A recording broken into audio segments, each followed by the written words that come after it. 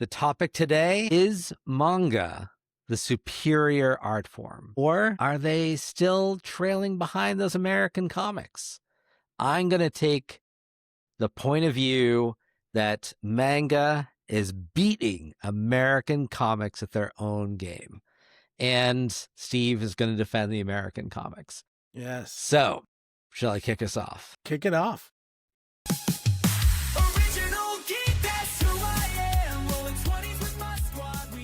All right, welcome to Original Geek, the all-fandom podcast for sci-fi, fantasy, comics, and every pop culture obsession that built us. Gen X, Millennial, or just geek curious? Welcome to the basement. Hi, I'm Steve Scarfo. And I'm Jeff Shaw, and we'll be your grand line map for today's journey to the world's greatest treasure, because we are diving into One Piece and the manga anime influence in Hollywood today. Yeah. This is admittedly an area we don't know a ton about, or we actually maybe know more than we thought. Yes. But this is going to be us coming at this as two 50-something-year-old guys. So buckle up and bear with us because we are going to dive right in. It's time for a random review. We're ready to do a random review of One Piece. All right, welcome to Original Geek. We set the topic, the Tice set the direction. We know what we're reviewing, we're just not knowing how. Primarily season 1. We know season 2's out, but Yes. We're just starting it. Maybe like many of you. Yes, this is exciting. I believe the first episode, well, actually the whole season, this is one of those whole season drops just happened. All right. I rolled for you first last time, or you rolled for me first? I don't think so. I think... All right, so I'm going to roll for you. Yeah. Got my 20-sided dice. Ready? Here we go. A 2. A failed fortitude. The Netflix house-style lighting. So the muddy, dim cinematography in the night scenes. A visual class. Critics have noted that while the costumes are vibrant, the lighting often feels dull and gray, Netflix look, sometimes washed out by the bright candy-colored world of Ichiro Oda, making some scenes feel very visually flat. What do you think? I actually quite disagree. However, remember, we already prefaced this by saying we are new to this world. So I did not watch any of the anime of One Piece, so I have not seen that. But I will say the manga was black and white, so not that vibrant. Come on. So at least that's my understanding. And hey, maybe I'll be doing a canon correction for those who are experts. But as far as I know, the manga is black and white and the anime is color. I thought that the cinematography here was very bright. And I thought in general, this show is really bright and positive. And I think when you have a nighttime scene or a dark interior, that's okay. I don't think it has to consistently look like it's daylight. But overall, this was a very visually appealing show. It did have a lot of bright colors. The pirate scenes, the circus, that they were the circus clowns. Yeah. There is a lot of brightness, I thought, to this, and I think just in general, this show is incredibly positive. The monkey. Oh my God, Monkey D. Luffy. Monkey D. Luffy. He's just such a joy as a character. So I disagree with this being too dim. I'll say I agree with your disagreement because I just watched season 2, episode 1, and there's a lot of night segments that were very well lit. Now they were in the city at that point in time. So I won't spoil it because I know it's brand new for folks, but I think it's a super vibrant show. It's one of the things that drew me to it initially was how like bright and poppy it was. Right. Right. Okay. Are you ready? Let me have it. Got a 7. Successful stealth check. the Easter egg hunt, bounty posters and background references, masterful world building from Stephen Cavill and Bellamy's posters to the subtle mentions of Baroque works. The show felt lived in and rewarded longtime fans without confusing the normies. We can probably speak to the second half of that. I love this. I love that I got this. Now, again, if you guys don't remember, we don't know these beforehand. We get them generated, but we try not to look at them. So I had no clue this was coming, but I love it because we just said, I'm the normie in this case, right? I am the one who didn't catch these. I will say I understand the references, the Baroque works, like the actual works of art in the background. I've noticed them just because I'm old and I've seen pictures of this stuff in the past. But like I do think the artwork and the posters, I do think the background work, it's we talked about it in, was it Star Trek and the cross for Starfleet Academy, all the Easter eggs that we noticed in that show are the same number of Easter eggs I'm sure I have missed in this show. Just because I came at this show without knowing anything about it. I'm sure there are fans of One Piece, both the anime and the manga, who are like, we're waiting with bated breath for season 1, right? I'm reading a new book series right now, Dungeon Crawler Carl, and I know that's coming out. Now I'm excited for it, but I had no idea what this was a month ago. And now I'm into it. So I feel the pain, and I apologize to anyone who's listening going, you idiot, how did you not know? So I didn't have any clue, but I love the details and the sets. It does feel like a fully realized world, right? It doesn't feel like the old Star Trek where they're on a set that you can tell it's a painted wall. We've talked a lot about TV shows and how they put money into the budgets. They've obviously spent some money on the special effects. Everybody's costumes are bright. The hair is bright, but the special effects are really cool because of the devil fruit powers that so many of them have. And that was pretty cool to see. So I do think they've done a really nice job of putting that. I'm sorry if I missed all the callbacks to other stuff. So yeah I agree. And we enjoyed this show without knowing anything going in. I've since found out that this is like the most successful anime manga series ever. And it just goes to show that that's not generally in the realm of entertainment we operate in. But we could enjoy this. So what we're saying is give this a try. If you do not need to know the source material at all. But apparently if you do know it, there's lots of Easter eggs and you're going to love it. Yeah. So, of course, if you do know it, you've already seen it. Probably. So like and subscribe. Thanks for joining us on this little journey. If you're a regular listener, you'll know this is part of the show and also a small segment. If you're just listening to the small segment, join us on the larger show. But we're going to jump over now to our flashback.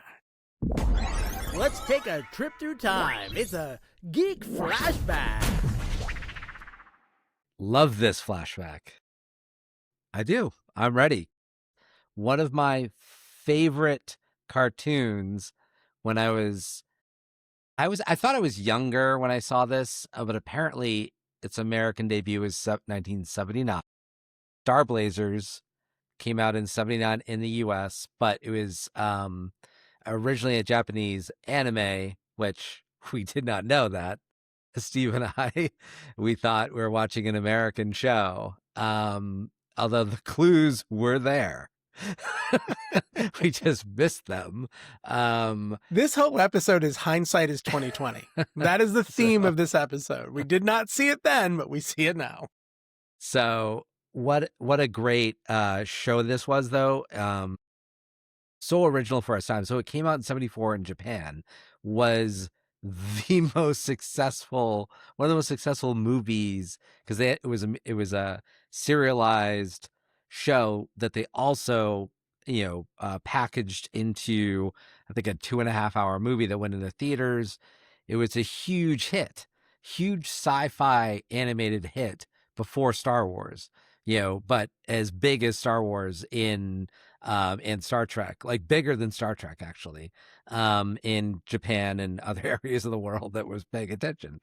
We finally got it, and another thing I did not pick up because I didn't know it was Japanese is the battleship was that so the concept is, for those who don't know it, and you can watch these episodes for free on YouTube, an alien race has bombarded the earth and it's not safe to live outside and everyone lives underground, but the bombardment, which is irradiated, has the planet earth even underground only has a year left to survive.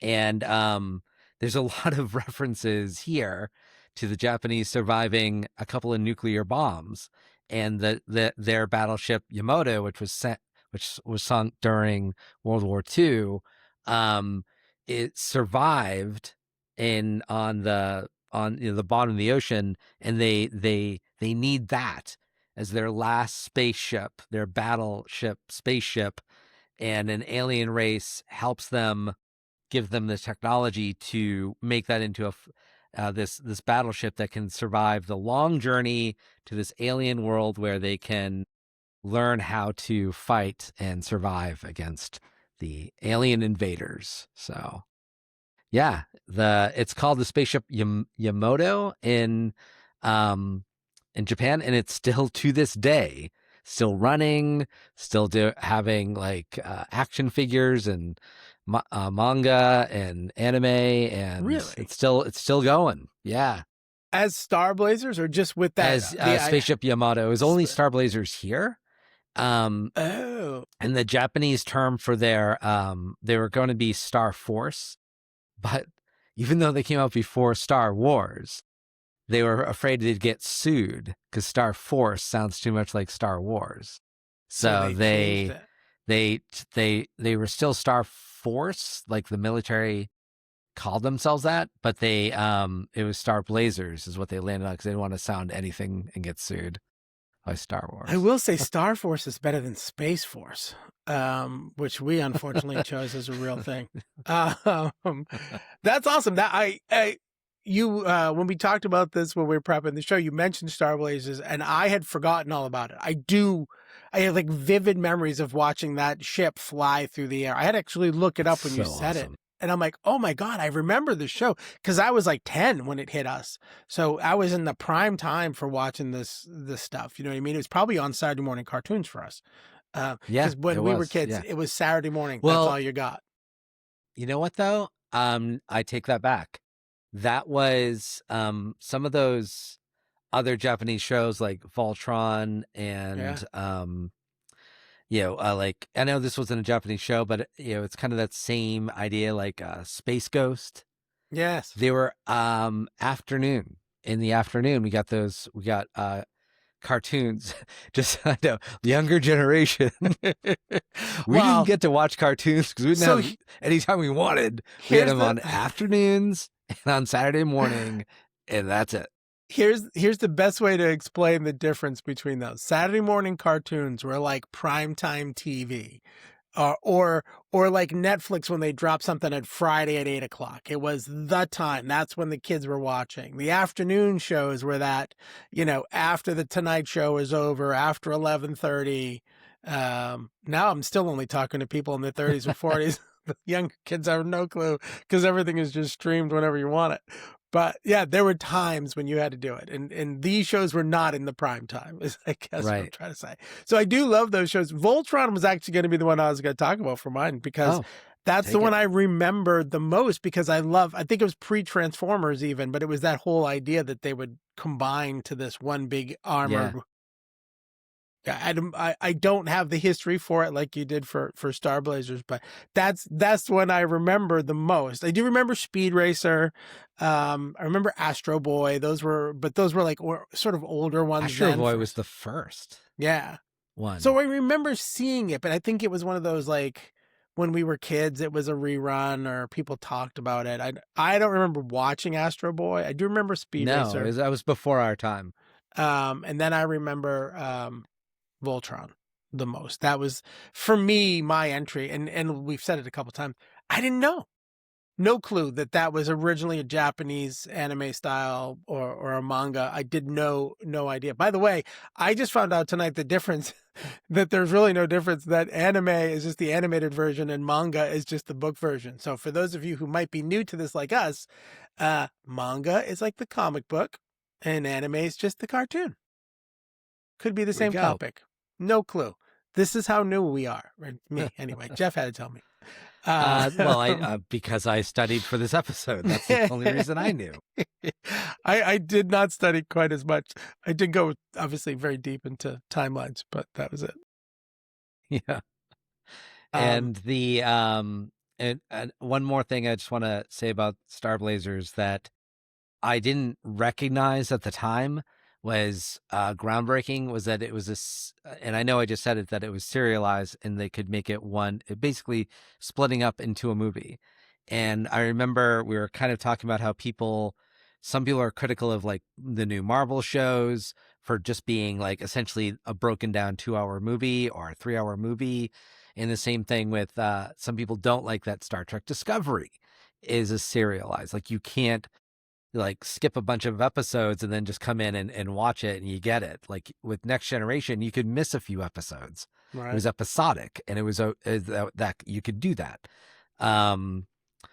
But this and I don't know if obviously I must have seen it from the beginning or they had enough reruns. I never felt lost in the story. Like I must have either just watched it from the beginning, but you do have to watch it from the beginning to really, really get it. So, because otherwise you just fill in the blanks. No. For which show? Star Blazers. For Star Blazers. Like, yeah. So Star Blazers, like, because it was the ship had a year to get to that other planet and back to save the Earth. And so it was one long story. Yeah, exactly. It was, they divided, a 2.5, 3-hour movie, and that was into 15, 20-minute episodes. Then they threw in like 15 minutes worth of commercials and we didn't care, I guess. No, but that's the way TV used to be for everything, though. A 30-minute show was really a 20 or 22-minute show because there was 8 to 10 minutes They of were commercials. selling us all the action figures. Oh, yeah. The fandom is divided. It's time for Geek Court. I don't know, Jeff. Let's talk a little bit about whether or not manga and anime are better than the American comic books. All right. So the topic today is manga the superior art form? Or are they still trailing behind those American comics? I'm going to take the point of view that manga is beating American comics at their own game. And Steve is going to defend the American comics. Yes. So, shall I kick us off? Kick it off. All right. So, as I admitted, I'm new to the manga game, but I'm fully converted because when I realized that Star Blazers was anime and that it was telling a story from beginning to end, and then I found out that one of the things that sets manga aside is that it's an artist's vision.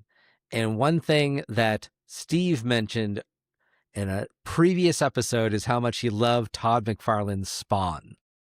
And Todd McFarlane is an artist. No, Spider-Man. Spider-Man. Well, I'm going to Spawn too. For my point, I need it to be Spawn, so it's going to be Spawn. I did like Spawn too. So Todd McFarlane took and other like Jim Lee, these are big artists from the 90s, and created Image Comics where they owned their character and told their character story. That it was them. And you couldn't imagine Spawn without Todd McFarlane. Now, that is what, for those of you who are unfamiliar, the reason I bring this up is if you know comics and you're paying attention to us, you probably do. Those characters are constantly in a state of reboot. Spider-Man, Superman, Batman. always new writers, always new visions, and it's always being rebooted. These manga properties are owned by a single artist with a single artist vision, and it's telling a story. So you don't like, so if you catch Spider-Man in the 90s, you didn't have to go all the way back to the 70s, or like trying to figure things out, what happened, what's going on, or be confused. You just go to issue 1 and just just read through. Yeah. It's kind of like reading Tolkien or reading any single artist. So that's why I think, in a way, it is the superior comic art form, the manga, because it's a single artist vision. I don't disagree with the single artist vision. I still think it's not a strong enough argument. I think. Well, I've got one more. I always, hold on. One argument. No. You can go.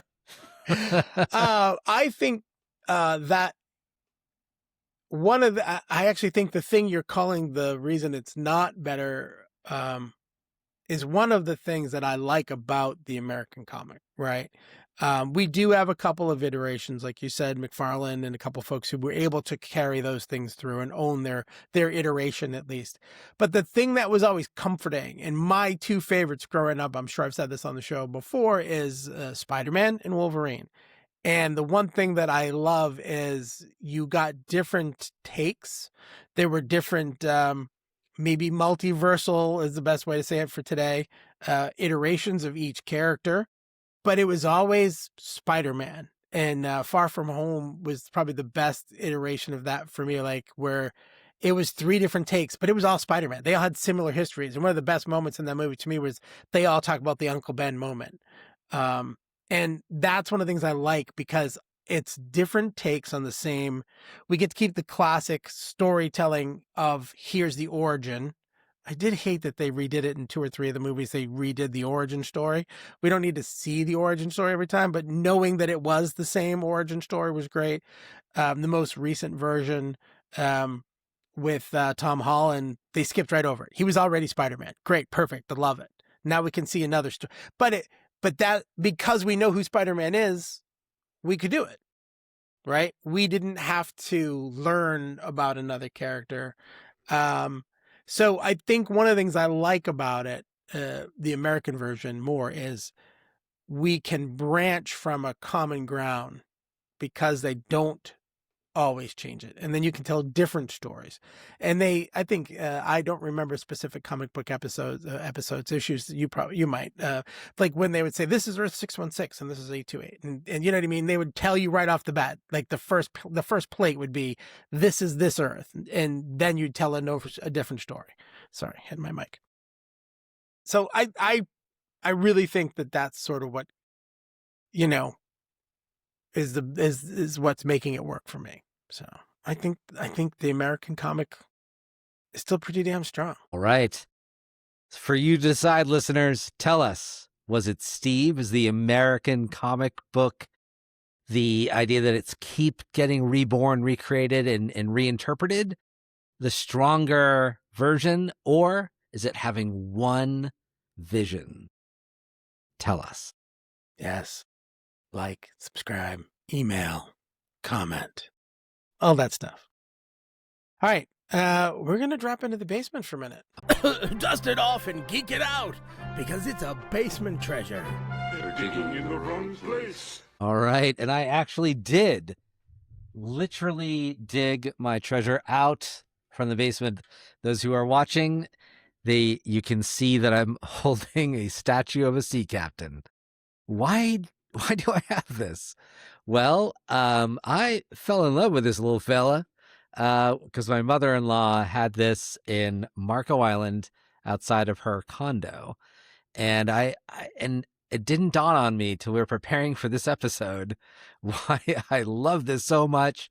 Reminds me of the captain of the Argo, or the spaceship Yamato from Star Blazers. So this is my basement treasure. I love this guy, and now I know why, because it's Captain Avatar, I think is his name. Yeah. So that is my favorite. All right. So I wasn't sure of his name, and because I knew you were going to bring him up, I was looking up what was the captain's name.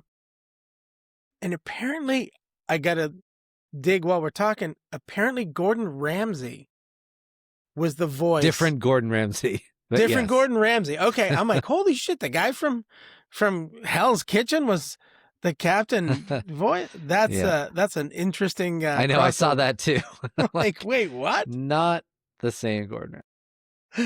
Um, And actually, it was a non-union gig, so no one got credit and for it. And it was only later they were trying to dig up like who did that voice. And then the third season was a union gig, and all the voice actors were different because they couldn't find the old ones. They couldn't find the original. And I guess it wasn't as successful. So for union versus non-union, I assume everybody has at least a sense of what that means. When someone does union work for movies, TV, or voiceover, they're able to get paid every time it shows, so someone can actually make a living off of a performance. And if you're non-union, you get paid one time, and that's it. So if it's a dud and you're getting $500, you get your $500, and it goes on. But if you get paid $500 and it goes on to make billions of dollars, you get $500. So maybe why seasons 1 and 2, which are non-union, are easy to find on YouTube. Probably why. So awesome. I do not have a basement treasure for this week, so I'm glad you had found something. We talked about it before the show. I'm like, I don't have anything for today. So Dug it up. You dug it up, literally. But I am going to go back in time a little. Let's take a trip through time. It's a Geek Flashback. All right. So we've said this before several times. We say it's new territory for us, but it turns out only kinda, but only because we were unaware of how that timeline worked. So we talked about it before. Star Blazers in 79, Voltron in 84. These were shows we both watched. We talked about them, loved them. So I think part of this evolution for me that's interesting is it snuck up on me. Like, I didn't even know it was evolving, and I was enjoying it. But not knowing that this was actually from another country, that it was someone else's art. You know, we were young. We were 8, 9, 10 years old when this stuff started. I will say the first ones I remember were in the 90s, like Sailor Moon and Pokemon were the ones that were the most obvious in the 90s. But yeah, so it's a weird evolution for this stuff for me. I didn't understand what I was watching when I was watching it. Yeah, well, and I think, for us, another challenge is, and I remembered our friend Dave, who we've talked about, I remember this is probably early 90s, might have been in the 80s, actually. Actually, it must have been the 80s. He had a bunch of manga, and I didn't get it because because you have to read right to left, and it was in Japanese. And I remember we're like, do you even understand any of this? I forgot about that. And he insisted that he could read it and understand it. Now, it is a visual medium, so maybe. But the fact that he couldn't also speak Japanese did make me suspicious that maybe he didn't know everything. But I will say this. He probably knows all of this stuff we've been talking about and just discovering, so... Goodness, yeah. I forgot about the Dave saying he can read Japanese. Yes, he can. And I don't know if Dave has actually been a guest on the show. He did our DM as a job show, but I don't know how much he listens. But I remember him having those. I think we said this earlier. I was talking about it. There was a part of me that used to sort of kind of look down on anime, and I do remember seeing Dave's books, and of course, again, the Americanized versions. I don't think there were many of them, so he was getting them mail order. I don't even know how he got them. I'll be honest with you, because we're talking 85, 86, 87. It's before we graduated high school. It's not like there was online ordering. There was no way to see what was going on. So he had some very niche sources of information. And in hindsight, as this entire episode, the entire show has been about, I guess, I got to give Dave credit for getting a hold of a piece of media that was unknown to the rest of us. Yeah, early adopter. we We'll gave say him a that. hard time, but Dave really was. He was ahead of the curve. He was on the Yeah. bleeding edge in the 80s. Yeah, truly, because even though I didn't bring this up in Geek Court, one of my bits of evidence is Manga's leading the publishing game. Like their market size is 19 billion. American comics, 2 billion. Yeah. Not even close. No, like, it's crazy. Manga is crushing it. And so it does have a massive lead. Now that is just the print media, maybe anime, but books and things like that. Whereas I would, now I'm conceding the Geek Court point. I do think that pop culture and, it's hard to beat, the Marvel and DC properties. Because, at least in America. Yeah. Yeah, I was just looking. I had some stats here too for the numbers. They're expecting manga to hit 63 billion in worldwide sales by 2033 with anime tie-ins and stuff like that, right? Okay. So, but 63 billion. In 2018, Western comics were 60%, manga were 40, and in 21 to 24, it flipped. Manga went 60, Western comics went 40. So there's definitely a spot where. Maybe I'm starting to see some of your Geek Court point, because maybe there's a reason why people are moving over, because it's not the same old story over and over, that we are getting new, fresh stories. And I think One Piece is a perfect example of that, right? It's not the same old kind of show that we're used to. It's got a whole history and storyline that's unknown to American audience. Well, normies like us, the people who've read it and are still, like, for some reason still hanging with us, going, you guys just, I think at this point, if you're still listening, thank you, but have pity on some old men and realize that we just need your help on this, because it really has snuck up on us in a good way, in the best way. 100%. That's perfect, actually, because it drops us right into our message. Your kids don't know how good you've got it. I know you're laughing at me. I have to search for everything. It's all in a different place. No, I love that you kids don't know how good you got it is, we've often, like, this segment has gone out to different generations, sometimes to Hollywood producers or the studios. This one, I think the kids do know how good they got it. We don't know. We didn't know how good they had it. Wait, let me redo it. We don't know how good we should have it. No, Yeah, I know. Because, like I said, we are late to the manga game. We didn't know what we were missing. And I think also one thing we've covered before is Steve and I don't watch a lot of the animated content, even from things we're excited about. Marvel properties and Star Trek and Star Wars. There's lots of animated content out there we're just not consuming. So, we, in our flashback, we talked about some of those old Americanized anime, Star Blazers, Voltron. We loved it. And then, the 90s hit, we weren't watching Pokemon or, or whatever. That's probably very wrong. I'm sure it's 2000s for Pokemon. Whatever was then. Dragon Ball Z. Pokey Go. I don't know. Like, we weren't. Pokemon was 99, so you were in there. Just barely made it. Barely snuck in. So, so we're very late to this game. So you kids, you do know how good you got it. Yeah, and again, work with us a little bit on this stuff, because we love it. I guess we've always loved it without knowing that's what it was we were loving. But you're right, because after we get out of high school, I was 87, you were 88.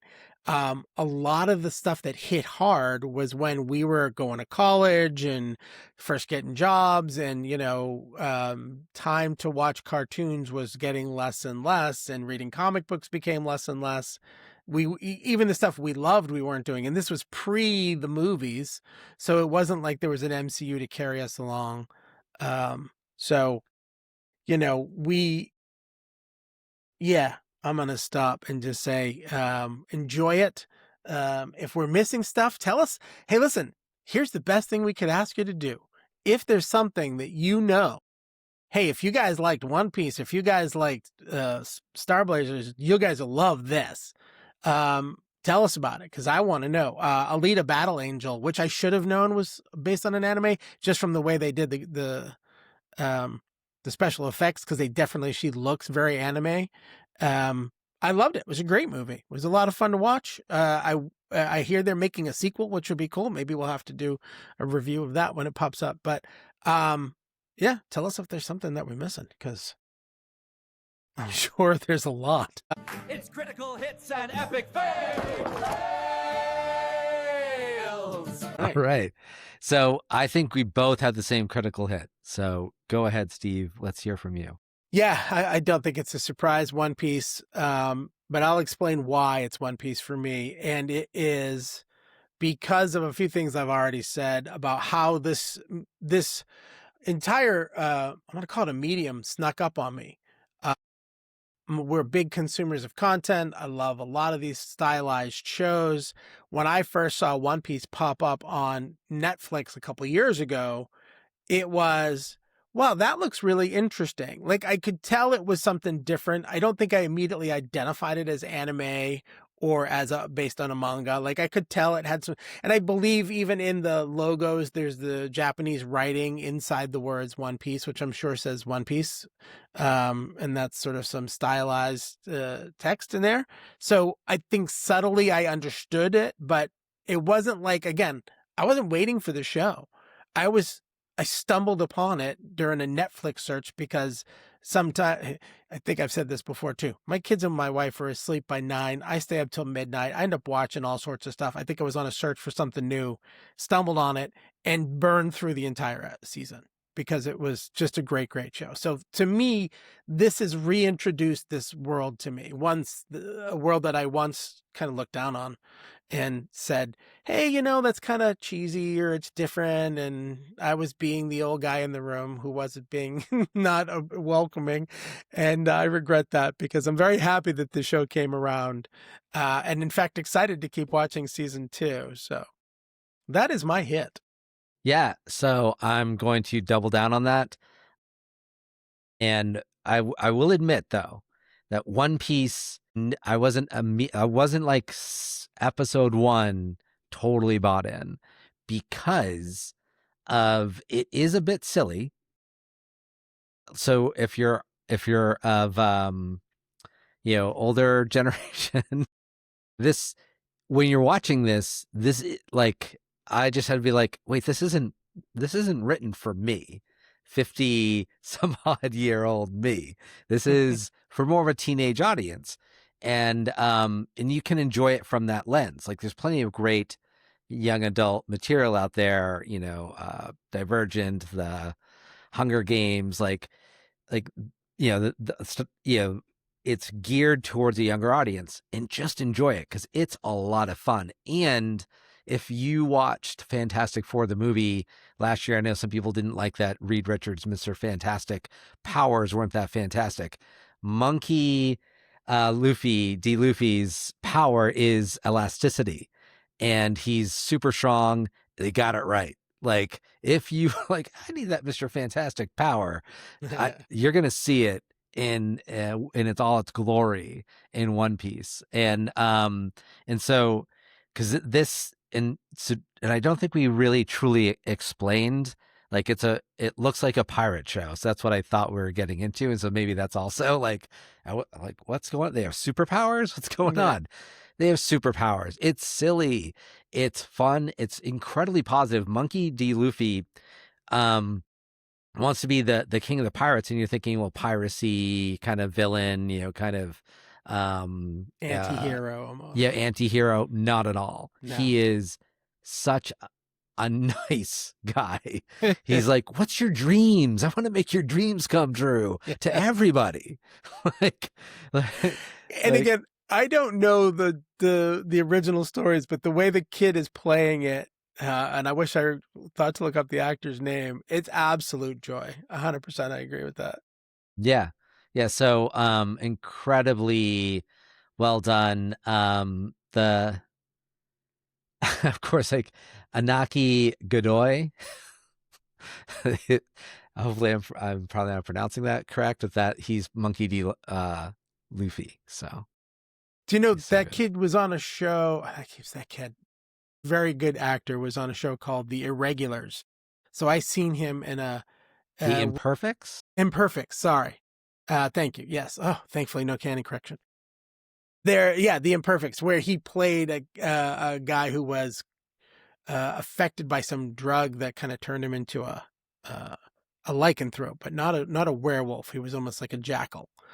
But I liked him in that too. Kids get a lot of great energy. You know what it is? The show reminds me of the old kind of what's the word I'm looking for? Like the Japanese style fighting movies, like the ninja movies, or like a Jackie Chan movie where the stunts are over the top. Now those movies were physical stunts, and the fighting was over the Crouching Tiger, Hidden Dragon, where they were flying through the airs, like that stylized fighting. So that's there was some old like kung fu karate movies that were kind of silly too. Yeah, right. Didn't take itself too very seriously. Stylized. Yeah, and that's what. So I agree. I like those. So I think my fail was me not giving this enough of a chance earlier on. So I said it was going to change, and I realized I'm my own failure. My own epic fail was not giving this the right attention early on. So, and I think, and my failure is Hollywood. So because I think one thing that I saw when I was doing this is like people were surprised. Hollywood was surprised that One Piece worked as a live action film. And I think a big part of it is it recognized it needs to stay true to the source material. My point earlier during Geek Court was that this is one artist's vision. And when, with Marvel and all these other properties, you can have your own take and spin on it. And people are going to like, yeah, we're used to that. New writer, new spin, they're always doing this, always getting reborn and reinterpreted. And I think Hollywood, the reason it keeps failing at adapting this material is they try to put their own spin on it, do it a little bit differently. And the true fans, which are $1 billion worth of fans, they don't want your spin. They don't want that. And so apparently they got it right with One Piece. They're staying true to the source material. I think it's hysterical because that was my exact rant from a few episodes ago. You know what I mean? No, and it's beautiful because it fits here too. Don't change it. Yeah. Follow do what they did. It was successful for a reason. Yeah. I know. So often something gets screwed up because someone's got to do their own version of it. You're right. Yeah. Well, and I agree with you on the Hollywood part of it because I think it's mostly the American film industry. And it's probably the biggest thing they get made fun of for, which is there's 17 layers of administration and executives, every one of them feeling like they have to put their mark on this movie so that they can get the promotion and do better and get another movie. And all they end up doing is making a big mess. It's like when an artist creates a painting and they use 15 individual colors and it's vibrant. I think of Georges Seurat, Sunday in the Park with George, right? That very vibrant picture. It's all dots. And it's beautiful if you let each dot be what it's supposed to be. But if you try to smear that sucker, it's going to be a big field of brown. And I think sometimes our movies and TV shows end up a big field of brown. If it's brown, flush it down. Flush it down. I see.